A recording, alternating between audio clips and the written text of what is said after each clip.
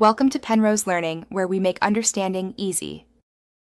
In this video, I will show how to make yogurt puff puff, updated. Preheat oil to 350 degrees F and whisk yogurt, flour, sugar, yeast, salt, and warm water into a smooth batter, then cover and let rise until slightly puffy.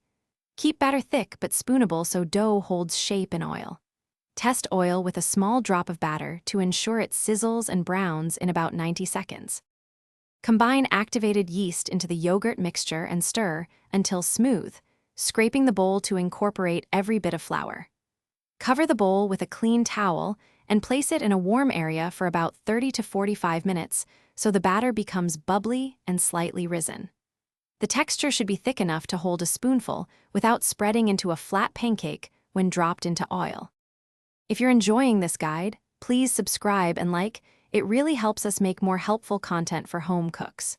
Quick recommendation: the Shark AI Ultra Robot Vacuum handles crumbs and grease spots with voice control, perfect for busy kitchens where puff puff can get messy.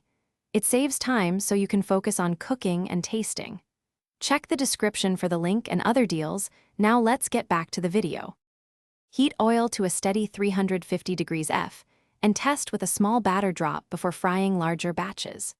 Use 2 spoons or a small scoop to shape the batter into rounds, dropping them gently so they puff and float.